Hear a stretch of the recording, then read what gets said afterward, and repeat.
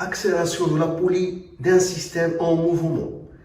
Une poulie dont l'inertie G delta égale 0,3 kg fois mètre carré est composée de deux disques pleins solidaires de rayon R1 égale 10 cm et R2 égale 20 cm, tournant autour du même axe delta. Sur chaque disque s'enroule un fil inextensible et de masse négligeable supportant à l'une de ses extrémités un corps. Le corps S1 de masse M1 égale 8 kg est initialement immobile sur un plan incliné d'angle alpha égale 30 degrés. Le corps S2 de masse M2 égale 1 kg est suspendu. On néglige les frottements et on donne G égale 9,8 mètres par seconde au carré. 1. Déterminer l'accélération angulaire de la poulie. 2. Calculer la vitesse angulaire de la poulie lorsque le bloc S1 a glissé de 1 mètre. 1. Déterminer l'accélération angulaire de la poulie. 1. L'accélération angulaire d'état de point de la poulie.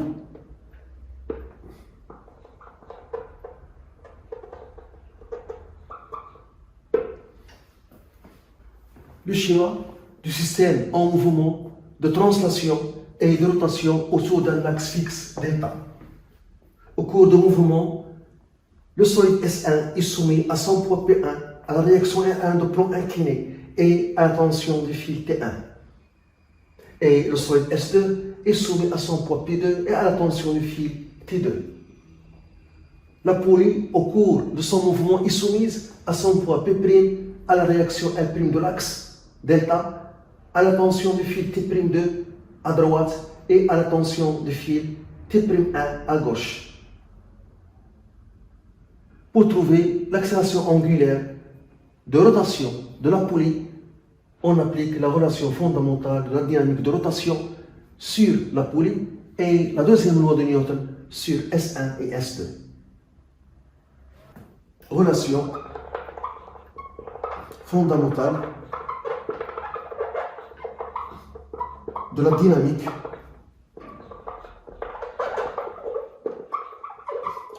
de rotation sur la poulie qui est en rotation. La somme des moments des forces appliquées par rapport à delta est égale G delta fois θ de poids. On a quatre forces. La force P', le poids de la poulie, plus le moment de la réaction de l'axe R' par rapport à delta, plus le moment de T'1 par rapport à delta, plus le moment de la tension T'2 par rapport à delta est égal le moment d'inertie de la poulie G delta fois l'accélération angulaire de la poulie θ de poids. Le moment de poids P' par rapport à delta, c'est ça delta, c'est un axe symétrique de la poulie. On voit que le poids P' coupe delta, donc ce moment est égal à 0.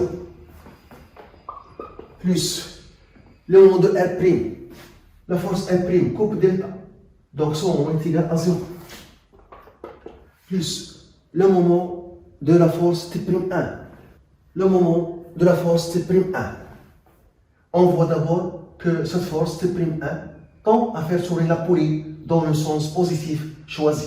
Donc le moment est positif de la force T'1 est égal à l'intensité de la force T'1 fois la distance entre sa droite d'action et delta. C'est ça la droite d'action et c'est ça delta. Et on voit que cette distance, c'est le rayon du petit disque R1. R1. Donc, plus l'expression de moment, l'intensité de la force T'1 fois la distance entre la droite d'action de la force T'1 et delta.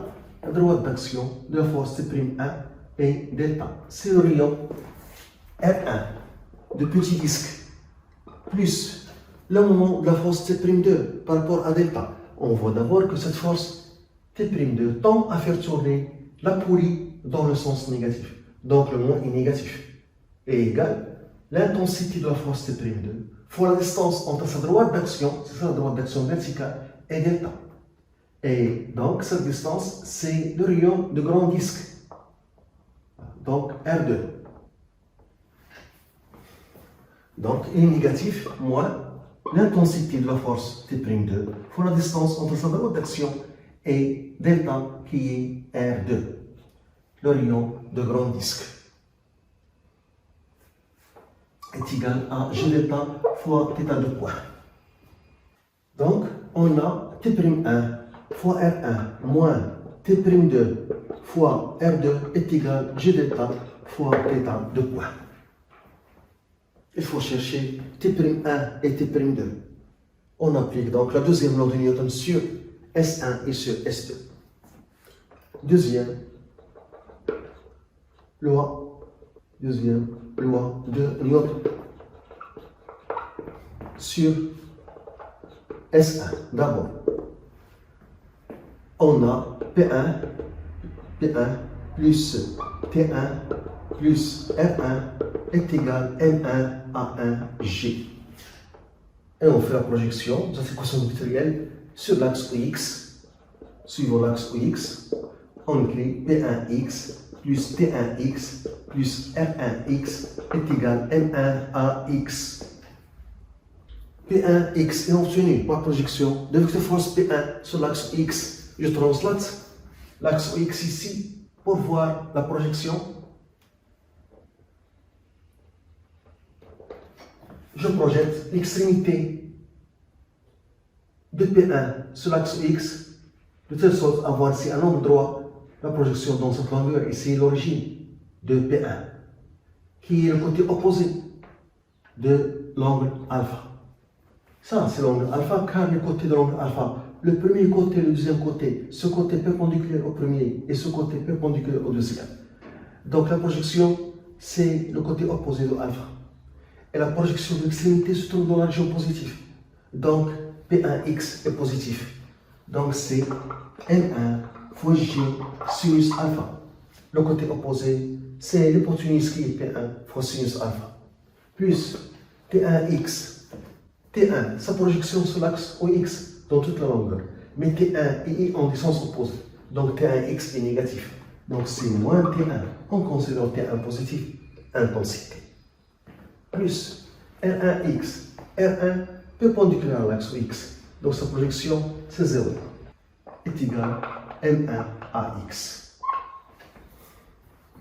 Sur S2. Sur S2, P2 plus T2 est égal à M2 à 2G. Et on fait la projection sur l'axe OZ, orienté vers le haut, par projection sur OZ. P2Z plus T2Z est égal à M2 à Z. P2Z est obtenu par projection de vecteur force P2 sur l'axe OZ. La projection dans toute la longueur. Mais P2 et K ont des sens opposés. Donc c'est moins M2J. Plus T2Z. T2Z est obtenu par projection de vecteur force T2 sur l'axe OZ. La projection dans toute la longueur. T2 et K ont le même sens. Donc T2Z est positif. Donc c'est T2 est égal à M2 à Z. Donc ici, on a T2 est égal à M2 à Z plus M2G. Et on a T1 égale M1G sinus alpha moins M1 à X. On a dit dans les données que le fil a une masse négligeable. Ça signifie que l'intensité T2 est égale à l'intensité T'2 et l'intensité T1 est égale à l'intensité T'1. Puisque la masse du fil est négligeable. Donc T1 est égal à T'1 et T2 est égal à T'2. Et je remplace ici T'1 par T1 et T'2 par T2. Donc je vais avoir T1 R1 moins T2 R2 est égal à G delta fois delta de point. On a dit que le fil est inextensible. Ça signifie que si le solide S1 parcourt la distance x, un point N de la circonférence du petit disque parcourt la même distance S pendant la même durée. Et cette distance S, c'est la longueur d'un arc et la relation entre la longueur d'un arc et l'angle de rotation, c'est dans ce cas R1 fois θ. Donc x est égal à R1 fois θ. Et je dérive par rapport au temps. Donc x point R1 constante est égal à R1 fois θ point. Je dérive une deuxième fois. X de point est égal à R1 fois θ de point. Et x de point, c'est AX, l'accélération de S1, est égal à R1 fois θ de point. La relation entre l'accélération de S1 et l'accélération angulaire θ de point de la poulie. Et la même chose pour S2. Puisque le fil est inextensible, la distance parcourue par S2, Z, est égale à la distance parcourue par un point M de la circonférence de grand disque pendant la même durée. Cette distance, notée S', qui est la longueur d'un arc, qui est en relation avec l'angle de rotation, qui est égal à R2 fois θ. Ici, je dois prendre le rayon de grand disque et ici, le rayon de petit disque. Z est égal à R2 fois θ. Je dérive par rapport au temps. Z point R2 constant fois θ point. Je dérive une deuxième fois. Z2 point est égal à R2 fois θ2 point. Z2 point, c'est l'accélération AZ de solide S2 est égal à R2 fois θ2 point. Relation entre l'accélération de solide S2 et l'accélération angulaire de la poulie. θ2 point. Maintenant, je remplace ici T1 par son expression, T2 par son expression, et AX par son expression, et AZ par son expression. Donc, je vais avoir T1 qui est M1 G sinus alpha moins M1 AX qui est R1 θ2 point, le tout fois R1 moins T2 qui est M2 AZ qui est R2 θ2 point plus M2 G, le tout fois R2 est égal à G delta fois θ2 point.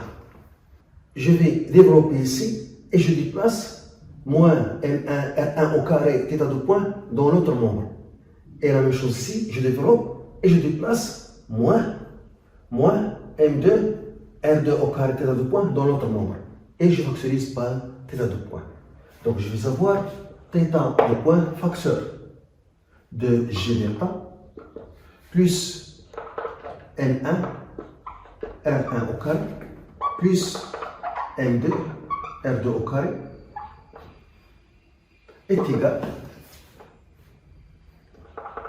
à M1 fois G fois R1 sinus alpha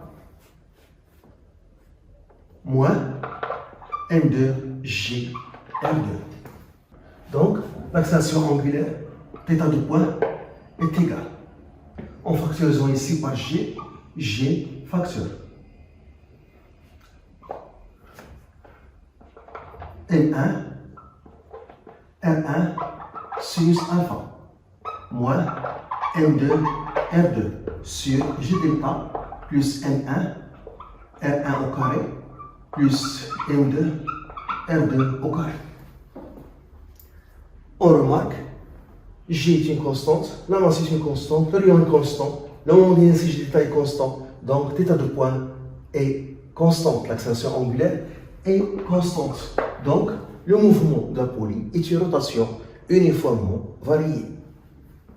Application numérique, θ de point est égal à G 9,8 fois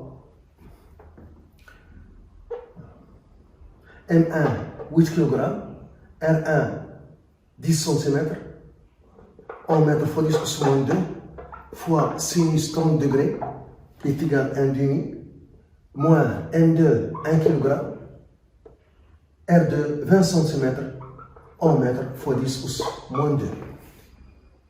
J delta 0,3 plus M1 8 fois 0,1 au carré plus 1 fois 0,2 au carré. Θ de point égal. On trouve 4,67 radians par seconde au carré.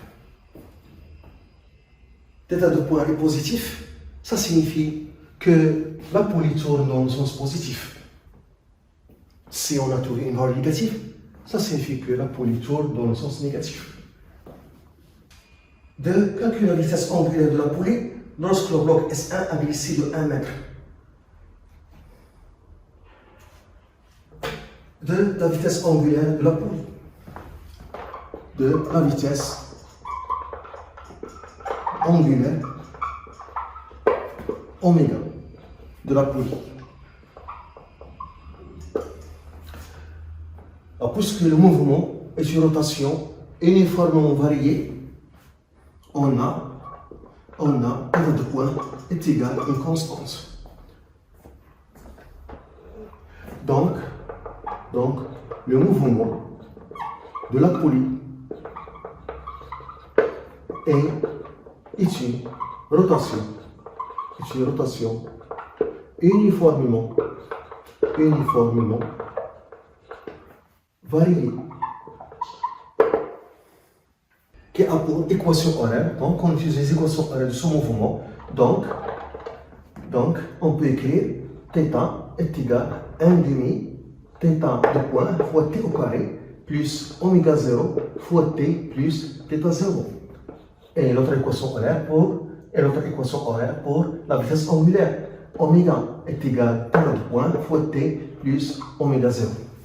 On a dit dans les données que le bloc S1 a été immobile initialement à t égale à 0.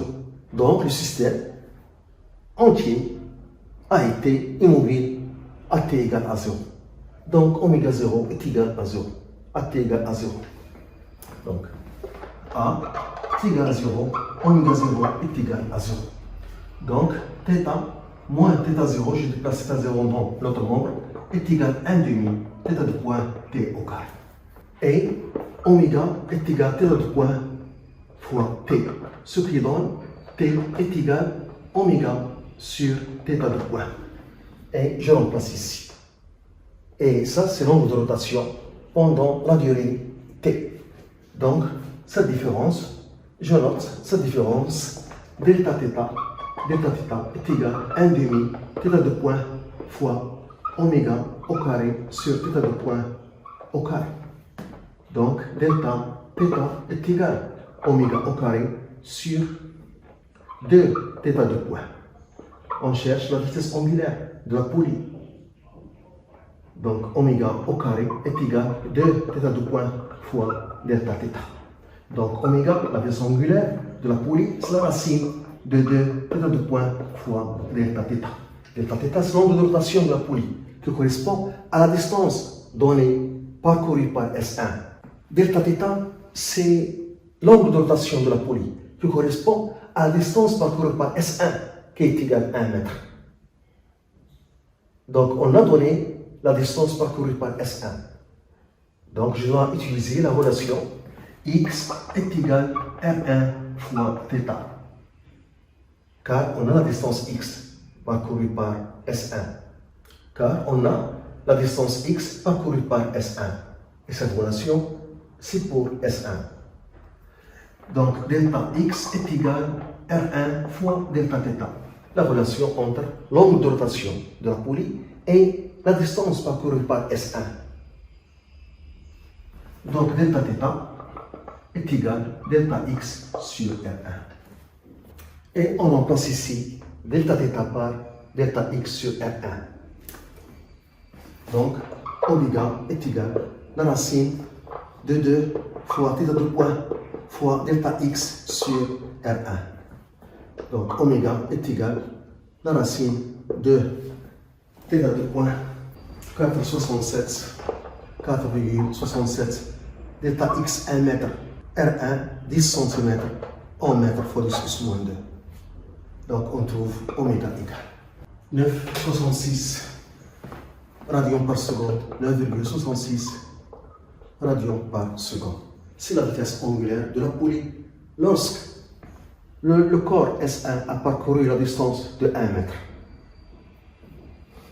on a trouvé l'accélération angulaire terre de point égale 4,67 radians par seconde au carré positif. Et ça signifie que la poulie tourne dans le sens positif choisi. Et on voit de cette relation, lorsque l'état de point est positif, la vitesse angulaire est positive.